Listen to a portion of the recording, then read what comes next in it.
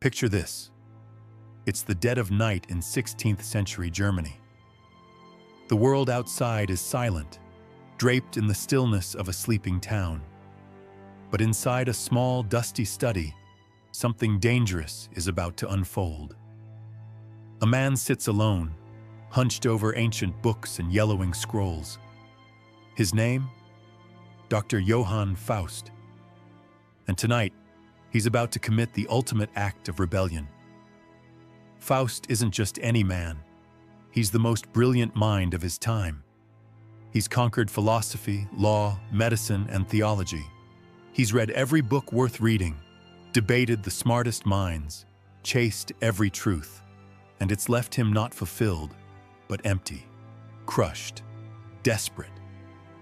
All his learning has brought him to a horrifying realization. Human knowledge, vast as it may seem, is a dead end, an elegant prison, a golden cage. The answers he craves don't live in scripture or Aristotle's logic. So, in a fit of defiance and despair, he kicks over the dusty tomes, tosses the Bible aside, and does the unthinkable. He calls upon the devil himself. By candlelight, Faust draws a circle on the floor, chants ancient, forbidden words, and seals it all with a blasphemous curse. The air grows heavy. A presence enters the room. This is where his story truly begins. A man, desperate for meaning, makes a pact. 24 years of limitless knowledge, infinite pleasure, and unmatched power in exchange for an eternity of torment. This is the tale of a scholar who sought immortality and instead became a monster. Before we dive deeper into this chilling legend, I'd love to know, where are you watching from? Drop your city or country in the comments. It's incredible how we can come together across time zones and continents to explore these forgotten shadows of history. And hey, if you enjoy these deep dives into dark legends and historical truths, consider subscribing. There are many more secrets still buried in the past, and we've only just begun. To truly understand the story of Dr. Faust, we need to understand the world that shaped him. He lived in a time of immense transformation, a world caught between two ages. The medieval order, built on faith, tradition, and the all-encompassing authority of the Church, was crumbling. In its place, something new was rising. The Renaissance. It was an age of rebirth, of humanism, of science and exploration. Leonardo da Vinci was mapping the human body with surgical precision. Copernicus was challenging the very structure of the cosmos. Columbus had opened the gates to entirely new worlds. The spirit of the age said, "There are no limits to what man can achieve." The individual, not God, was now the center of the universe. And Dr. Faust? He was the perfect symbol of this new kind of man. A Renaissance scholar, burning with ambition. But at the same time, he was haunted by the old world, the medieval fear of eternal damnation.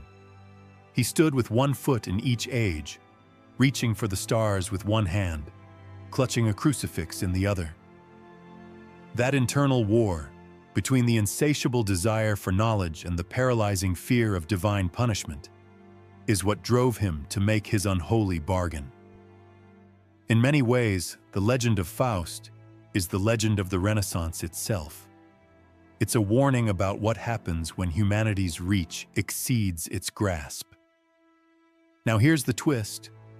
While Faust has become a myth, the story actually began with a real person. In the early 1500s, historical records speak of a man named Johann Georg Faust. He was a traveling alchemist, astrologer, and magician, part scholar, part showman. He had legitimate degrees from respected universities, but also a flair for outrageous claims. He reportedly boasted that he could perform all the miracles of Christ, that if the works of Plato and Aristotle vanished, he could recreate them from memory, just like the biblical Ezra. Unsurprisingly, the church branded him a heretic, accusing him of consorting with demons. Academics dismissed him as a fraud. But to ordinary people, he was terrifying and magnetic, a man who might just have discovered forbidden knowledge. He died around 1541. And his death? It was horrifying.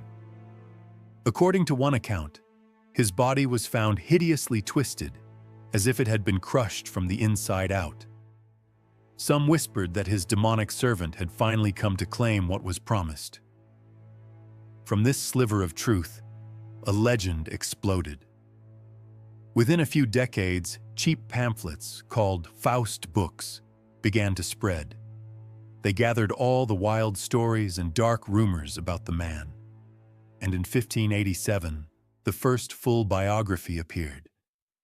The History of Dr. Johann Faustus. That book locked the legend into place. It told of a brilliant scholar, disappointed by the limits of human knowledge, who summoned a demon named Mephistopheles and made a terrible deal. Now, imagine Faust in his study, surrounded by the greatest writings of human history. He's read them all, and they've left him cold. Theology? Just empty rules. Medicine? Can't conquer death. Law? Doesn't guarantee justice. Philosophy? An endless circle. What he wants is something greater. True power. A glimpse into what binds the universe together at its core. And so he turns to the dark arts. He draws the magic circle. He chants the spells. The temperature drops. Candles flicker. And then, a shadow steps forward from the darkness. It's Mephistopheles. Not a snarling beast, but a poised and eloquent man. He speaks like a nobleman, not a monster. He's cool, logical, and dangerous in a different way, because his weapon is temptation. Faust lays out his terms. 24 years. For 24 years, Mephistopheles will serve him. Anything he wants, wealth, pleasure, forbidden knowledge, even dominion over kings. But after those 24 years, Faust's soul will belong to hell. Mephistopheles, in a rare moment of honesty, tries to warn him. In Christopher Marlowe's classic play, Dr. Faustus, there's a chilling exchange. Faustus asks, "How can you stand to be out of hell?" Mephistopheles replies, "Why, this is hell, nor am I out of it." Hell, he explains, isn't a place. It's a condition, the eternal absence of God, a torment you carry with you. Faust laughs it off. He's a man of science, after all. Hell is just a myth, a fable for children. He can't believe in what he can't see. And so the deal is struck. But there's a strange twist. To finalize the pact, Faust must sign in his own blood. When he cuts his arm, the blood congeals. It refuses to flow, as if his own body is resisting the horror he's about to commit. Mephistopheles has to bring hot coals to warm the blood. Faust presses the pen to parchment. And then a final warning. The words homo fuge, Latin for man flee, mysteriously appear on his skin. He ignores it. The contract is signed. The clock has begun to tick. For the next 24 years, Faust lives as no man has ever lived. He becomes a legend, traveling the world in splendor. His every wish is granted in an instant. He rides a chariot drawn by dragons, crosses oceans and eras, bends kings to his will, and unlocks secrets that ordinary mortals can only dream of. And yet, none of it satisfies him. This scholar who once yearned to unravel the mysteries of the cosmos now spends his power on cheap parlor tricks. His lofty ambitions dissolve into silly games and meaningless indulgences. He visits the Pope in Rome, cloaked in invisibility, and slaps him during a banquet, stealing food from his plate like a mischievous ghost. At the court of the Holy Roman Emperor, he's asked to summon the spirit of Alexander the Great. He does it with flair, and even adds a historically accurate mole to prove the ghost is real. At first, people are awestruck. Faust becomes Europe's most famous entertainer, dazzling the courts with impossible feats. He conjures gold from thin air. He hosts feasts made of illusions. He humiliates skeptics with magical revenge. When a knight mocks his powers, Faust causes a pair of antlers to sprout from the man's head. When a greedy horse trader cheats him, Faust sells him a magnificent horse that turns into hay the moment it touches water. These are the tricks of a jester, not a man who holds the secrets of the universe. He could have unlocked the meaning of life. Instead, he wastes his time summoning ghosts and pulling pranks. But then comes his final, most haunting request. As the end draws near, Faust is overcome by despair. He's tasted every pleasure and learned every secret, but none of it has filled the void within him. So he asks for one last comfort, one final illusion. He wants to see Helen of Troy, the most beautiful woman in all of history, the face that, as legend says, launched 1,000 ships. Mephistopheles obliges. Helen appears before him, a vision of impossible beauty, radiant and silent. In that moment, Faust delivers his most famous lines, words that echo with the tragic grandeur of the Renaissance spirit. Was this the face that launched 1,000 ships and burnt the topless towers of Ilium? Sweet Helen, make me immortal with a kiss. He kisses the ghost. But it is just that, a ghost, a shadow. She offers no warmth, no life, just a fleeting illusion of love, of meaning.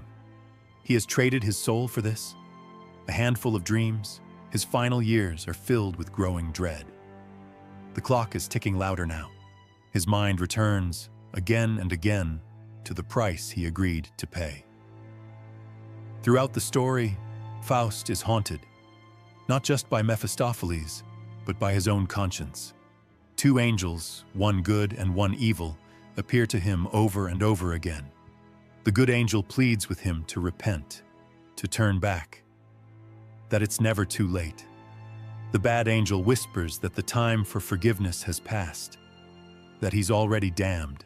This struggle, the pull between hope and despair, is the heart of the Faust legend. Can a man who knowingly sold his soul be saved? There are moments where Faust comes close. In moments of crushing guilt, he cries out to Christ. He begs for mercy. But each time Mephistopheles returns, pulling him back with threats, distractions, or false comfort. One moment stands out. Faust asks Mephistopheles a question, a simple one. Who made the world? And Mephistopheles refuses to answer. He can't. As a demon, he is forbidden from speaking the name of God. That silence hits Faust like a hammer. In that instant, he understands the true horror. All the knowledge he's been given is hollow. It's incomplete. He knows the workings of the universe, but not the source of its meaning. He has seen the mechanism, but not the maker. That realization shakes him, but the moment passes. The bad angel returns. It's too late, it whispers. You're already lost. What traps Faust isn't just his deal with the devil, it's his pride. He is too proud to accept faith, too intellectual to surrender. He wants to be in control, to earn his salvation through reason, not to receive it through grace. He's stuck in a paradox, too smart to believe in blind faith, but not wise enough to see that his intellect is killing him. He believes he's still the master of his fate, even though he signed that fate away. As the 24th year comes to its final day, Faust begins to fall apart. All the confidence, the arrogance, the laughter, it's gone. He is a man terrified. He calls for his students, young scholars who once admired him. He confesses everything, the pact, the power, the price, They are horrified. They offer to stay with him, to pray with him. But Faust insists. This is his burden to bear. Alone, the final hour approaches. Midnight draws near. The room is still. And then, Faust begins to speak. A final soliloquy. A desperate, broken cry to the heavens. He pleads with the universe. Stand still, you ever-moving spheres of heaven, that time may cease and midnight never come. He begs time to stop, the sun to rise again, anything to delay the inevitable. He offers to destroy his books, the very symbols of the knowledge that led him to ruin. He tries to strike a new bargain with God. Let Faustus live in hell 1,000 years, 100,000, and at last be saved. He's willing to suffer anything, if only he can avoid being damned forever. But time doesn't listen. The clock keeps ticking. He turns on his parents, cursing them for giving him life. He wishes he had been born an animal without a soul, so he could simply vanish at death. He stares into the night sky and cries for mercy. He sees in the stars the blood of Christ, the redemption he has rejected. But it's too far, too late. As the clock strikes 12, the doors of the study fly open. Thunder cracks. The stench of sulfur floods the room. Voices, inhuman and cruel, echo in the darkness. Faust screams, "Ah, Mephistopheles!" And then, silence. The next morning, his students return. The house is quiet. They step cautiously into the study. What they find chills them to the bone. The room is a scene of carnage. The walls are smeared with blood. An eye is on the floor. Teeth are scattered in a corner. It looks as if the very forces of hell tore a man to pieces. His body is found outside, thrown onto a dung heap, his neck broken, his limbs twisted, barely human anymore. The brilliant Dr. Faust, the man who tried to become a god, has been reduced to ruin. The scientist who sought immortality has been annihilated. The horrifying death of Dr. Faust was meant to send a message, a brutal warning to all the ambitious minds of the Renaissance. The Church used his story as a cautionary tale. This is what happens when man defies God, when human knowledge is placed above divine truth, when pride outweighs faith. Faust, they said, was not a hero. He was a sinner, a monster, a fool who reached too far and paid the ultimate price. But here's the thing. Tyrants and theologians have never truly understood the human spirit. Because instead of frightening people into submission, the story of Faust inspired them. Faust became a new kind of hero, not a saint, not a sinner, but something in between, a tragic overreacher, a man who dared to challenge the boundaries of the world, even if it destroyed him. In the hands of Christopher Marlowe, Faust became a symbol of the Renaissance itself, a man whose hunger for knowledge and experience was both his greatest virtue and his fatal flaw. 2 centuries later, the legend would be reborn in the hands of the great German writer Johann Wolfgang von Goethe. Goethe's Faust is not the story of a damned man, but a striving one. In Goethe's version, Faust is still deeply flawed. He still makes his pact with Mephistopheles. He still commits terrible sins, including the tragic seduction and ruin of an innocent girl named Gretchen. But the tone shifts dramatically. Goethe doesn't see Faust as a monster. He sees him as a seeker, a man who refuses to be satisfied with comfort or certainty, a soul that is constantly in motion. And that, according to Goethe, is what saves him. At the end of Goethe's epic, when the devils come to claim Faust's soul, angels intervene. They descend from heaven, surround the scene, and lift him up. Not because he was perfect, but because he never stopped striving. One angel declares, He who strives on and lives to strive can earn redemption still. It's a radical reimagining. In Goethe's version, the very restlessness that once doomed Faust now becomes his salvation. It reflects a modern world, our world, that has come to value ambition, curiosity, and the relentless pursuit of progress. We live, in many ways, in a Faustian age. We split the atom. We decode the human genome. We build machines that think and rockets that reach for the stars. We explore every frontier, scientific, spiritual, technological.